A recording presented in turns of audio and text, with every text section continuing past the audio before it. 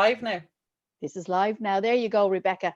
Well, it's live, but we're recording. So, hello everybody. This is Grania Tyndall here from Numbers for Success, and it is my absolute honor. This is my first time to start off this new sort of part of my work. It's called Soul to Soul, where I'm going to be and having the honor of interviewing some of my heroes and sheroes. And one of my sheroes is sitting right in front of me on my screen here. Based in the sunny southeast of Ireland, and my dear, lovely person that I'm interviewing here, Rebekkah Woolfson, is based in Dublin. And it is such an honor, Rebecca, as my premiere, my first, my last, my everything, to interview you on the Soul to Soul show. And this is a half-hour show that will go out every Saturday, hopefully. And I'm going to be interviewing people who I feel are inspirational, firstly to me, but also inspirational to what is going on in the world. And here we have, drum roll, friends, Rebekkah Woolfson of Woolfson Coaching Academy. You're so Oh, welcome. Grania, thank you so much for having me. First of all, just to say, I am so honored to be here and to be your first. You're literally, I wouldn't say quite popping your cherry because you're such an experienced media person, but you're certainly metaphorically popping my cherry today, getting over the fear of video and talking. So talking, I talk for Yes, Ireland, as you know, Grania. you do. But yeah, doing it on with the camera is so. Thank you for Oh, helping me you're face so one of my welcome. fears. And Great it to be is, here. and it can be. There's many fears that we have, and especially in the world we're living in right now, where the fear and there's a lot of fear, maybe uncertainty as we free fall through 2020, which is a numerologist's dream. But on a human level, it can be quite a challenge. But let's talk about you and all the wonderful work that you do, Rebecca. So you have a very extraordinary background. Would you like to share a little bit about your maybe academic background, and then what brought you into the work of really helping thousands of people? Thanks, Garnia. Yeah, so my own background, I suppose I started off quite young, really getting into social care, Hmm. working my way up, and I decided, I suppose I was always a child who kind of was very emphatic and, rights based, and I wouldn't have had the language then, but as a little one, Yes, it's not fair. It's not fair. I just remember, justice. yeah, having that kind of energy about me and, very, very young and probably not known too much what to do with that, but I would have been like a natural campaigner. I remember at 16 in my school, the boys played rugby, but the girls didn't. And Oh, I made an appointment. I suppose I was a bit of an uppity one, wasn't I, really, growing 16, made an appointment with the principal at the time. He was lovely, and had the meeting, and he said, if you can get a coach, you can get a rugby team together. And so I did. And those well women, done, you. some of them went on to play. Some of them went on to play for Leinster. Oh yeah. I lasted 6 weeks because I was too. Yeah, no, I wasn't into the breaking the nails and Yes, having to strap down your chest and all the rest. But I suppose I'm just sharing that as a memory of like where sure. did it all come from. So then when I started working, I worked my way up from kind of being a home help. And working in the ID sector, so people with intellectual disabilities. And I decided Okay. time to go. I did my social care diploma in Inchicore College, an amazing college, such a wonderful experience. And then I Mm, decided to go to the UK and do my degree in social work. So I did about yeah. five years background training, and then that led me into a professional career as a social worker. Okay. Um, and Okay. I lived in Manchester for a good number of years and worked there in frontline kind of child protection services. Yes. Eventually came back, and I've pretty much done most of it bar probation, and it's been a Okay. very So fortunate vast and experience. Yeah. yeah, and Vast. successful career. So I feel very Mm. blessed. Yes, yes, indeed.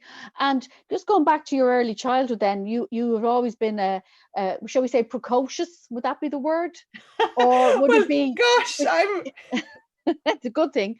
But you came from a very interesting traditional background. Would you like to share a little bit, if that feels right? Because we spoke before we came on camera, yeah, just about exactly. your Jewish traditions, which I find Yeah. fascinating. Yeah, absolutely. Thanks, Yes, Granny. yes. Yeah, so I mean, really, really interesting background. I suppose I come from a kind of minority based background Yeah. in a sense that my grandparents came on my dad's side. So I've kept the name Woolfson, and they came to Ireland around 1898. I could, Oh, if there's any of okay. the Jewish historians listening in now to your show, Grania, they may correct me, but it was approximately that. And they came from, so my grandma and granddad, they would have came, and their parents would have came from Latvia, and they were fleeing the Jewish pogroms around that time and settled then. I know The very little story, about that time. Yeah. yeah, so the story was that they were meant to be, they were on a boat, and that I think they thought they were going to America. They thought they were A new well, world. they're new homeward bound to America, but actually somehow stopped off in Cove and somehow made their way then to Dublin. But Wow. so I grew up with this sense of feeling different. Mhm. And sometimes, Granny, that wasn't always good. Obviously, Of children, course. Yeah. until you're a teenager, then you want to be totally different, but not too different. You know, you Yes, want to be yourself, you want to be absolutely. unique, but you also want the same maybe hoodie or the same thing as your friends. So Yeah, completely. for me, I suppose growing up in quite a, you know, a middle class Catholic area, it was difficult at the time. There was a fair amount of racism, but looking back, I realize now all these experiences led so We're much. preparing you, They were, literally. Yeah. yeah, they were preparing me. And well, just to say, I had amazing schooling. Like in school, through primary to secondary, like very few incidences, if you like, of racism. Good. Very few, thank God, and feel very blessed to have very happy days in this, in both primary and secondary. I would say it was more probably just culturally at the time in the community, and it was difficult. It was a difficult time. Mm. So we left Ireland. I was about 10, and we went to live. My mum and dad. We went to live in the UK for a year. Okay, I didn't realize Yeah, that. yeah. So I was Okay. schooled in a Jewish school in the UK, King And David. was that a very different experience then from the Irish experience? Oh, 100%. Like, so there I was in Ireland, sometimes feeling like a fish out of water. Okay. And just to add, my dear mum, my late mum Jean, very special soul. So she would have converted to Judaism in 1967, pretty much to marry Oh, my dad, who was called Derek.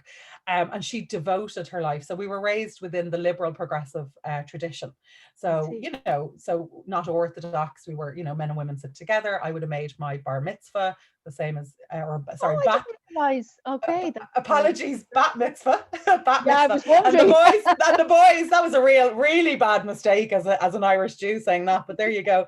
So yeah, so basically we settled in England, but it kind of didn't work out. But I would have felt very nervous initially because I wouldn't have known the same degree of Hebrew. I wouldn't have, you know, so again, I didn't feel I fitted in. I was like, Okay. gosh. And at the time, there was a lot of IRA bombings. There was a lot of, you know, terrorism going on. And so I would have been tagged as this kind of Targeted. threat. Yeah. Yeah, well, Yeah. by the kids. I mean, they soon Yes. got over it, Yeah. Yeah. obviously. As a 10-year-old usually isn't too much of a threat in the Western world. Yeah. So that was grand. And I came back though, but no regrets because made some gorgeous friends. And yeah, I suppose it was another life experience. So Yeah. then as life kind of happened, I mean, I would have always been interested in the weird, the wonderful, the woo woo. I mean, I was reading astrology really, Grania, since I was probably about 9. Okay. Um, So that was and part of your sold contract. yeah, I was Yes. just Yes.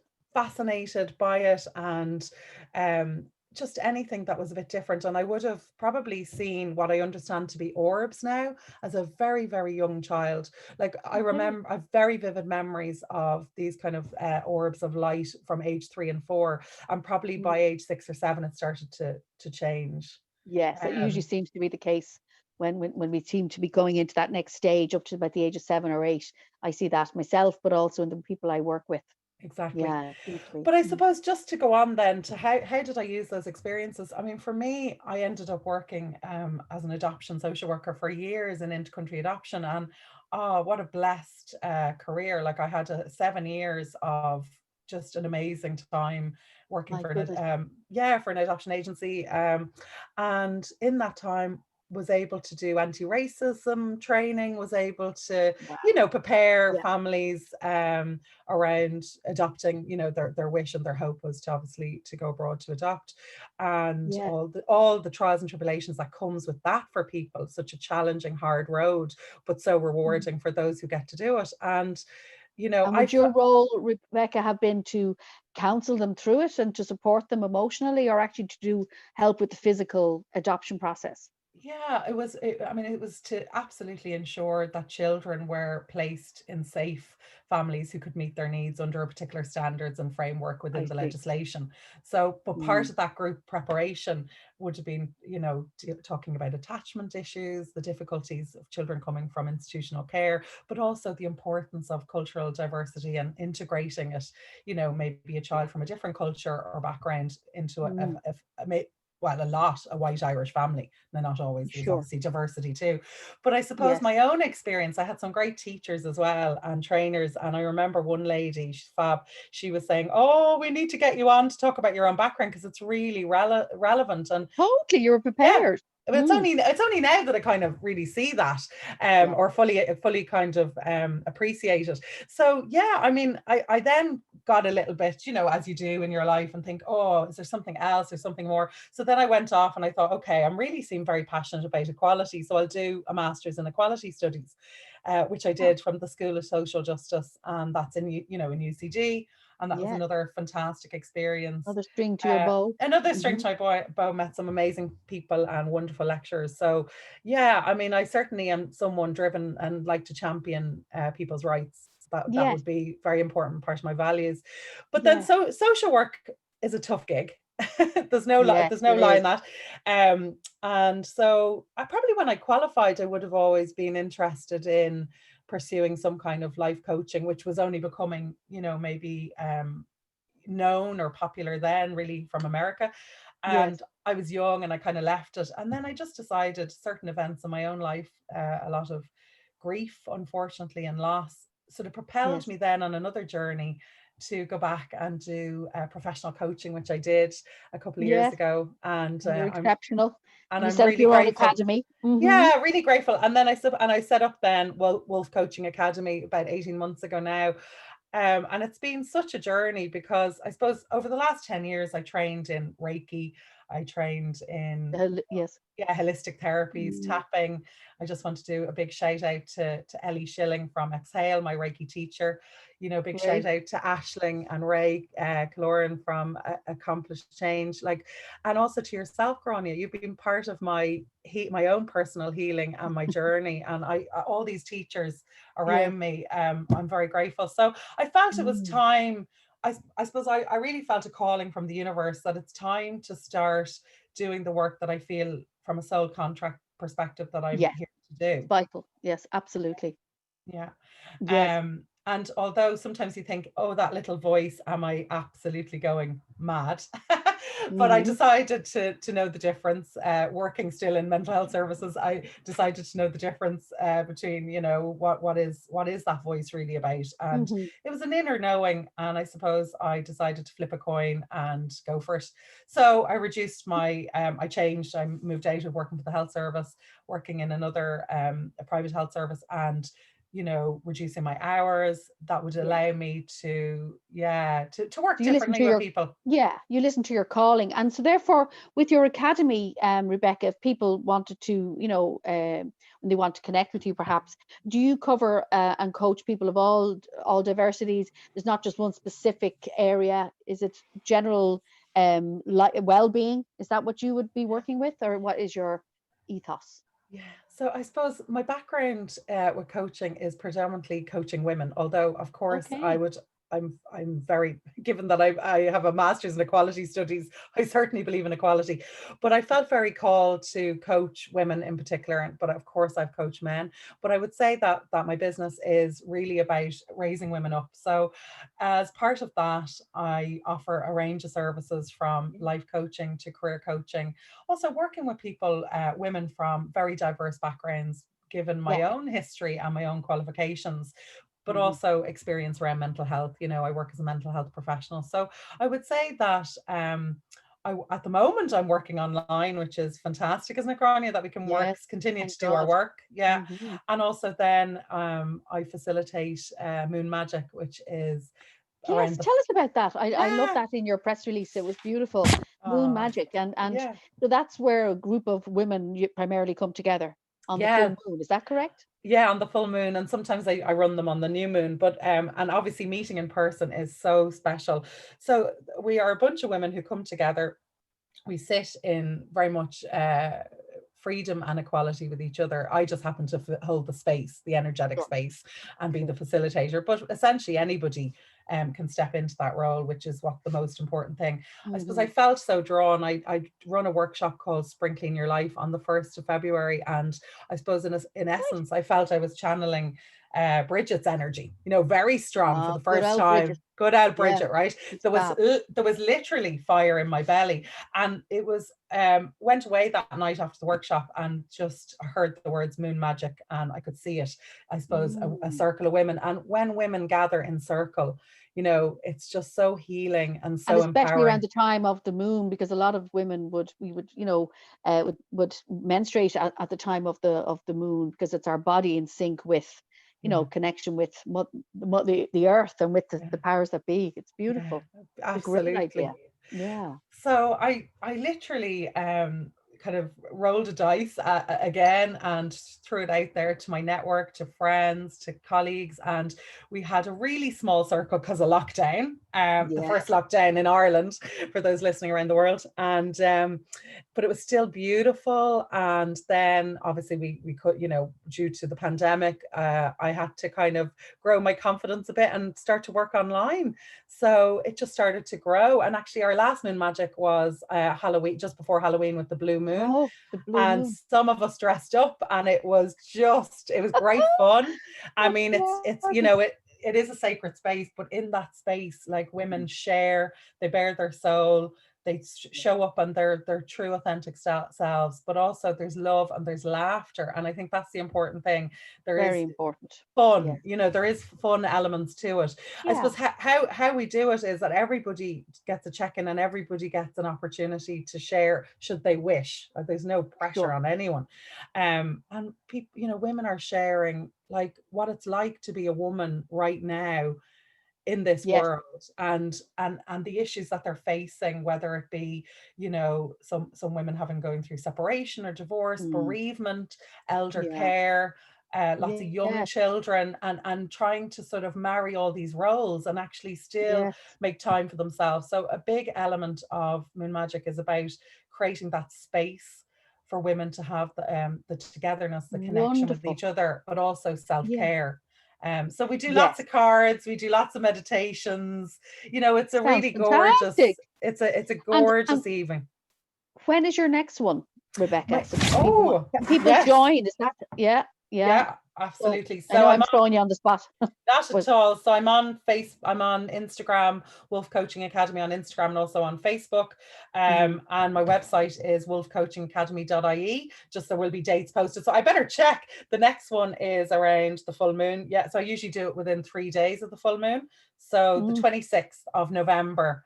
And brilliant. Online, it'll be online. Yeah. obviously. And So yeah. people can connect in with you. Can anyone join, or is there a specific size group that you wish to? Yeah, I mean, pretty much anybody can join. There's kind of regular cohort of amazingly beautiful, generous women. But people dip in and out because there's no Mm, pressure. Do you know what I mean? super. Yeah. So at the moment, that's how I run it. And obviously, to hold the space, there would be a cap of, a certain amount of women. Yeah. Of But course. it's kind of, yeah, first come, first served. And Sounds like a plan. um yeah, it does. It does. we It's a can we wonderful can put up space. some information on that as well after we've finished this. And so, and you mentioned that also you have a whole series of, like, you're involved with Reiki, you do the EFT, the emotional freedom technique. Would you Yeah. maybe share a little bit about that for those listening or viewing, or viewers who may not know what emotional freedom technique is? Yeah, of course.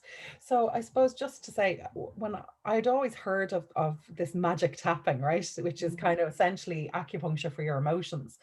And I had reached a point in my life, sadly, myself and my husband had lost a baby girl in utero.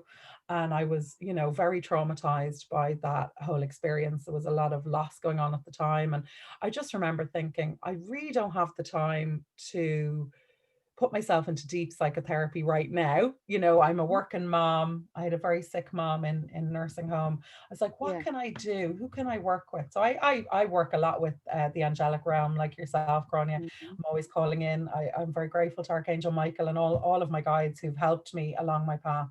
And I said, like, show me the way, and please, if you can get me somebody I can work with. So thank God I found Aisling, and it was just fantastic. And then so I went as her client, and she was teaching me, and we both kind of were laughing because she was like, I think you're going to do some training in this. So I did. So I've my own personal experience of trauma and loss, and how to sort of I suppose release those very heavy, difficult emotions. Because the issues can be in the tissues, can't they? Yeah, that's what they say. Isn't that right? Yeah. Yeah. And I mean, our biography becomes our biology. And I've had two very sick, physically unwell parents who were my greatest teachers really about that.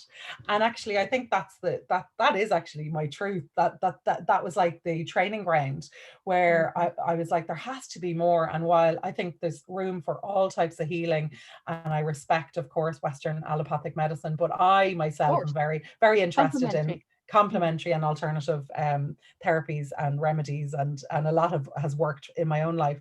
So yeah, the tapping is what's beautiful about the tapping is that you can release very difficult, heavy emotions quite quickly yourself, through a series of tapping on certain points and meridians. And it's right that you could show our viewers now. I know I'm throwing you in here because I have. Oh my God, you certainly are. Okay. Yeah, I'm very naughty, but even just a quick, especially people in like what we're going through right now in the cocooning and in the restrictive energies, just something really quick that someone can do. Do they tap here or here? Say if they're going through an emotional experience right now, which is very challenging. I feel I'm meeting a lot of people with anxiety at the moment, the fear of the future. So maybe you could even just show us something here. Yeah, perfect. Okay, no problem. So, I mean, if you want to tap along with me, I will. Yeah, thank you.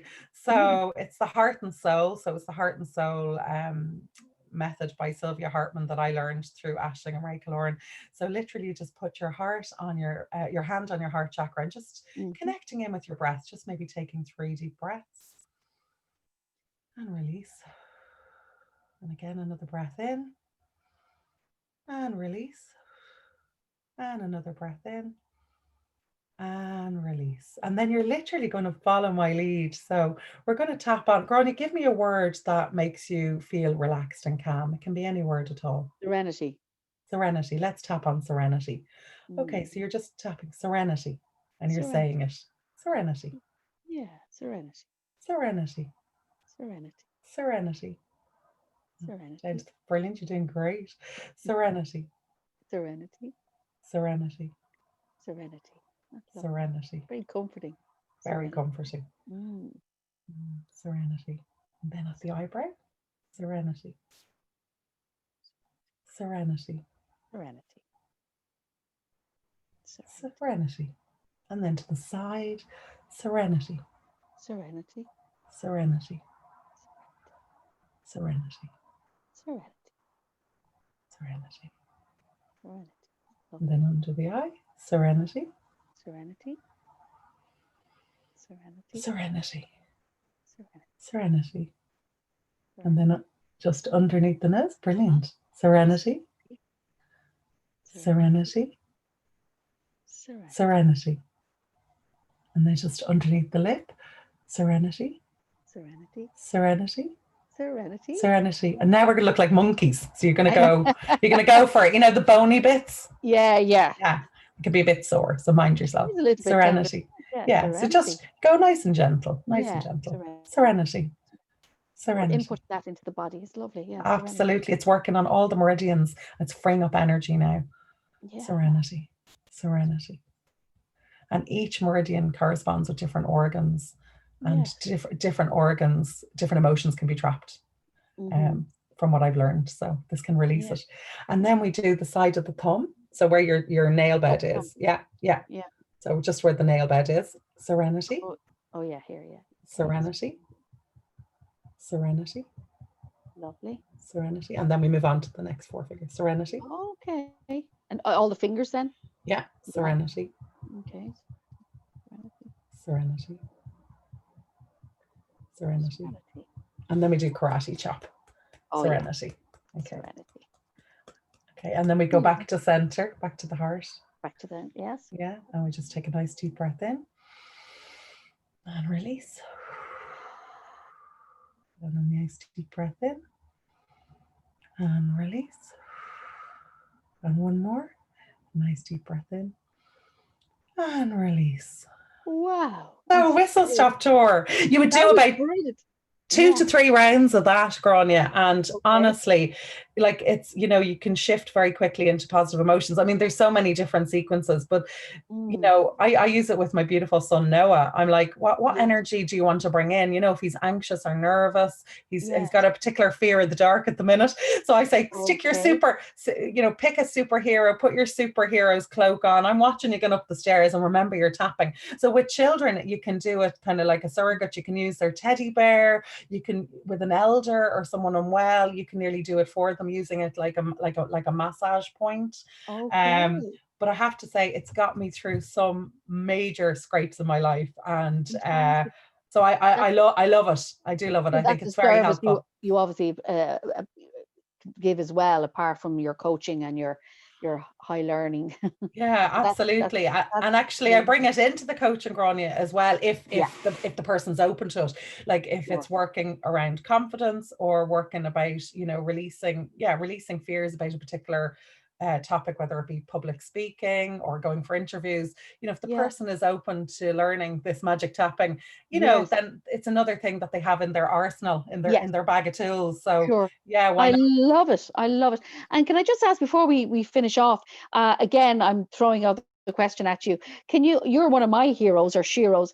Who are one of you? Can you name a couple of people or people maybe who have passed, or people who you may not have even known, who to you represent very much who you are, shall we say, or your beliefs or your systems? Is there anyone that comes to mind? Oh, yes, absolutely. Well, first and foremost, my dear mother, my dear mum in spirit. She was a true hero. In fact, I wrote a poem for her 80th birthday, which was all my mum, my hero. And it was, because she had great difficulties, unfortunately, through acquired brain injury. And she lived with such dignity with her disability. She is the most exceptional warrior goddess. And there's not a day that goes by I don't talk to her. And she taught me that, really, when life throws you lemons, make some really good lemonade with them, because that's what Yeah. it's all about. And she probably said, throw a bit of vodka or gin in there as well, because she was definitely a wonderful, fun-filled Yes. party person. She was probably the last person on the dance floor at my hens, which I will still Oh, remember. wonderful.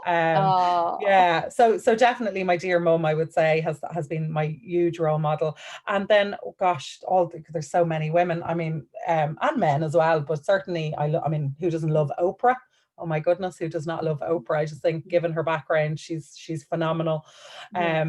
But also, I do follow so many great, amazing women, and with the power of the internet now, we can be so connected, and we Yes. can listen to a Yes. podcast, and become like very inspired. Like there's so many Yes. inspiring people out there, Maya And Angelou, like so many. Like I don't Maya Angelou, yes. I feel like we'd be, we'll have to do this over dinner sometime, Grania, where we, I think so. yeah, exactly, who our greatest heroes Women can get are, out. or Yes. sheroes, yeah, for sure. Heroes.